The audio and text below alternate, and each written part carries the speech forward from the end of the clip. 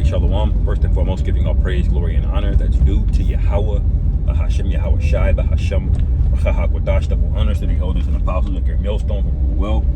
Peace and blessings to the 144,000 in the hope of elect. Shalom, Barakatham. The title of this lesson is We Have the Message of Hope. Now, the thing that's on my spirit this morning, and it's kind of an awkward morning for me with things going on at work, but one thing that on my spirit is the message of hope and how everything is upside down, like, you know, and I don't know if brothers can empathize with this, but you know, it's just the feeling that you're like America is just one big effort to gaslight you. All right, everything here is not only wicked, but it's made to feel like you're wicked for doing the right thing, and doing the wrong thing, doing wicked things, well, that gets praise. You get funding. You can actually be rich doing very, very wicked things here in America. All right, and that's just the upside down that we all know about in the scriptures, you know, but it's written in Isaiah 61, okay, the gospel, all right, that we would bid good tidings to the meek, to bind up the brokenhearted, and that's basically not happening, you know, really anywhere in the world. There's a culture of death profiteering on people where it's not enough for you to make money. You got to make money off of somebody else's pain or somebody else's misery. That's the whole global economic business model, and that's why the earth is suffering. That's why there's more wealth in the earth than there ever has been. Think about it. There's more gold dug out of the earth than there ever has been in history. Gold doesn't go away. Gold stays where, you know, it doesn't deteriorate. All right, so there's more wealth on the planet than ever. All right, there's more technological ability than ever, yet you have more people in poverty than ever. All right, and the message of the scriptures is to bind up the brokenhearted. All right, and so when we read the scriptures, man, and we even people that call themselves Christians that are in the Bible, they really don't have the gospel, because they see, you know, the gospel as something that I'll always just be forgiven for everything that I do, but it's way bigger than that. It's about the earth being back in order, man. It's about, you know, us feeling alive again. You know, it's about life being able to proliferate the way that it's supposed to, which is it's heavily stagnant. You know, as it says in Proverbs, you know, when the wicked are in power, the people mourn. All right, and that's essentially what you have right today, despite all of this wealth. Like, there shouldn't be any excuse for people going hungry, people missing meals. All right, but they are. You know, people die of starvation every day. All right, there are millions and millions of people in food insecure areas or on the brink of famine.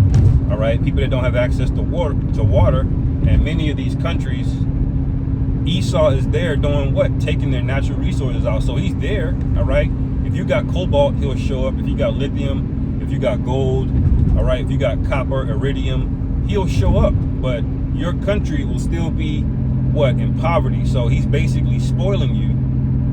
All right, and then gaslighting you into thinking that he's a benefit for society when he's not. He's a leech. Okay, so we have the message of hope, and we can't feel crazy for the things that we're doing because we're chanting this place down. You know, like you know, you tell a woman that you're not voting for Kamala Harris, and they looking at you sideways.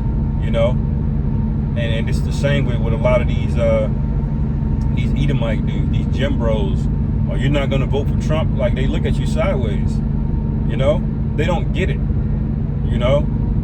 But the meek and the brokenhearted spoken about in Isaiah 61, that's talking about the Israelites, okay? And this is the message that Christians just can't get around, that there's an audience of the Bible, all right? And that audience are the Israelites, the so-called Negroes, Latinos, and Native Americans over here in the Western Hemisphere predominantly, all right? But we're scattered all over. We can look like anybody, okay? The Lord scattered us several times, all right? And by patrilineal descent, we belong to the seed of Jacob. That's who the Lord is coming back for. That's who he's talking to. When we go to all of these different countries and we speak about different languages and tongues, that's who we're reaching out to, the lost sheep of the house of Israel. That's why they're lost sheep, because they speak different languages, they're into different cultures, they forgot their inheritance, their heritage. All right? But the gospel is that we would be redeemed. All right, we would remember who we were, and then we would be redeemed. That's the gospel. All right, and it doesn't apply to other nations. But when we get in the kingdom, the earth is going to be back in order. So the nations are going to benefit, you know, after a period of time, just from the earth being back in order, just by being forced to keep the laws the way you're supposed to, you know. But in the kingdom, the Israelites are going to be blessed. All right. We're going to be blessed with the Most High, and you'll get a trickle down, you know, of that effect. But ultimately, every man, if you're a righteous man, you should want this guy out of rulership, man. You should want the prophecies to take place, that being World War III, thermonuclear destruction, etc. All right. So the kingdom can be set up, man, because we're tired of this shit. We're tired of, you know, being told up is down and left is right. All right, and love is love. It don't matter what you do. Like, where do y'all think this is going? You know, it's not gonna get brighter until Yahweh Shai returns.